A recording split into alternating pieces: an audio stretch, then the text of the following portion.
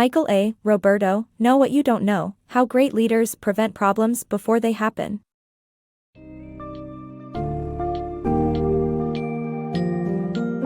Dive into the Know What You Don't Know, How Great Leaders Prevent Problems Before They Happen by MichaelARoberto and learn the importance of becoming a problem finder instead of a problem solver. Understand why detecting minor issues before they escalate is crucial for every organization's leadership, and unearth the barriers that keep company executives isolated and uninformed about brewing problems. Discover techniques such as fostering open communication, using ethnography, drawing accurate analogies, and embracing constructive paranoia to help you anticipate and mitigate disasters with simple, wearable practices.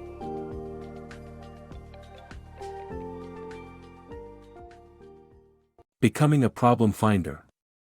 Many executives consider themselves as problem solvers, but in reality, they should be problem finders. Detecting crises early on is crucial before they become too significant to manage. Most companies lack the knowledge or awareness to identify issues before they turn into disasters, which could result in negative consequences for the organization. Some businesses disregard minor problems, fearing that it will reflect poorly on them. However, it's essential to be proactive in locating issues, leading to improvements in the business and preventing significant disasters. Numerous hospitals have implemented rapid response teams, handling seemingly trivial symptoms that could signal early warning signs of potential risks. Companies need to encourage a culture where employees are not afraid to voice their concerns without worrying about retaliation. Senior executives should avoid the isolation trap by staying informed and aware of any underlying organizational problems. Follow these 7 steps to become a brilliant problem finder: educate staff on how to spot issues, encourage experimentation and learning, cultivate a culture that values mistakes, implement a rapid response team, remove gatekeepers, emphasize intuition and hunches, and leverage data to inform decision-making. Being a good problem finder is critical to the success of any organization. Open-minded decision-making. Leaders often make decisions based on filtered information, which can be misleading. To avoid this, executives should seek out all relevant data, even information that contradicts their biases. The author suggests 5 ways to gather comprehensive information. 1. Listen directly to customers. 2. Seek out different perspectives. 3. Connect with young people. 4. Communicate outside of regular routines. And 5. Talk to individuals not directly involved with your company. The filtering of information by subordinates or gatekeepers can occur both intentionally and unintentionally.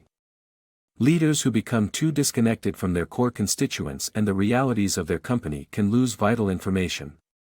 By purposefully seeking out diverse perspectives, executives can gain comprehensive and unbiased decision-making information. This allows leaders to make informed choices that consider all relevant factors, giving them a competitive edge in the industry.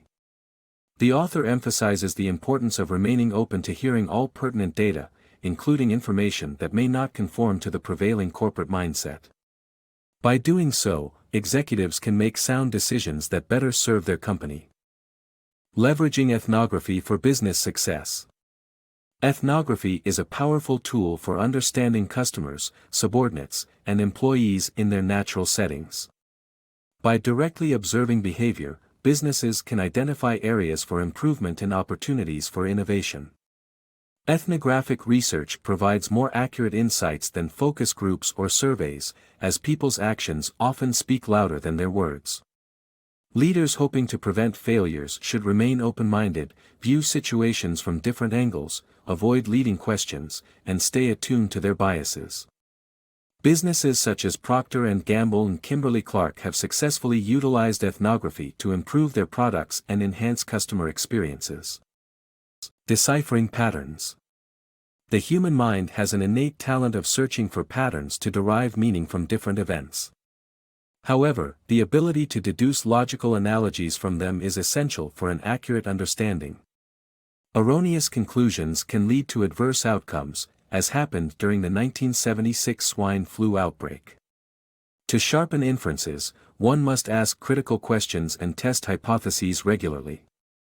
7 basic questions to consider are: the known facts, ambiguity, stated and implied assumptions, personal conjectures, impartial bystanders' observation, consequences of incorrect suppositions, and testing to verify hypotheses.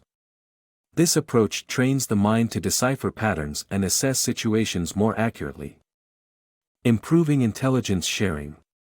The September 11th attacks were partly due to intelligence failures in the U.S. government. Various agencies received information on possible hijackings but failed to share it, similar to small work groups that withhold data for social status reasons. The author suggests that larger organizations should encourage social networks that allow workers to share notes, hold job rotation programs, and create informal meeting spaces. By understanding group dynamics and promoting group collaboration, large bureaucracies can improve information flow and prevent intelligence failures. Executives should also differentiate between failures and learning opportunities. Embracing failure for success. James Dyson and Alberto Alessi believe that failure is a necessary step toward success. Learning from mistakes and taking risks is important in fostering innovation in the workplace. Employers should encourage failure and not penalize new approaches as it brings them closer to discovering what works.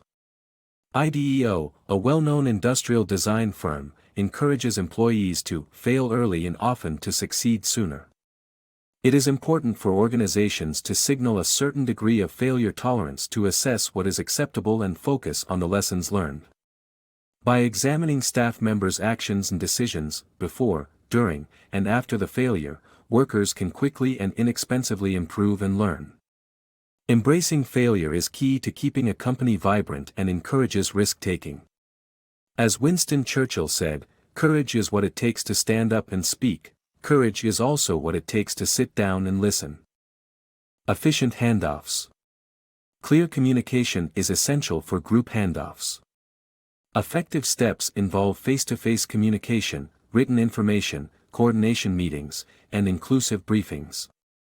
Good listening is equally important and requires concentration and minimal distractions. The mindset of a problem finder. Raymond Barry, the legendary football player, was able to achieve greatness despite being thin and slow and having a bad back because he was an exceptionally hard worker who spent hours studying his opponents. Today, athletes and organizations regularly use videos and after-action reviews to gain feedback and identify weaknesses. To adopt the right point of view to uncover festering problems before they become major catastrophes, one should bring a healthy curiosity to all experiences, examine routine problems to identify systemic issues, and maintain a constant edge of constructive paranoia. Savvy companies should conduct in-depth reviews of their competitors and even those in other industries to gain new perspectives.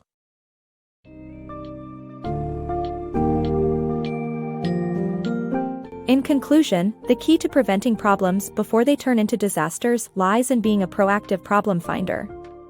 MichaelARoberto's book teaches you to foster a culture of open communication, learn from both failures and successes using after-action reviews, and develop a mindset of constructive paranoia. By using techniques such as ethnography, accurate analogy assessments, and promoting efficient information handoffs, you, as a leader, will be better equipped to identify and address small problems before they escalate into major crises. Make it your mission to find and resolve issues early on in an instructive, well-organized, and engaging manner for the betterment of your organization.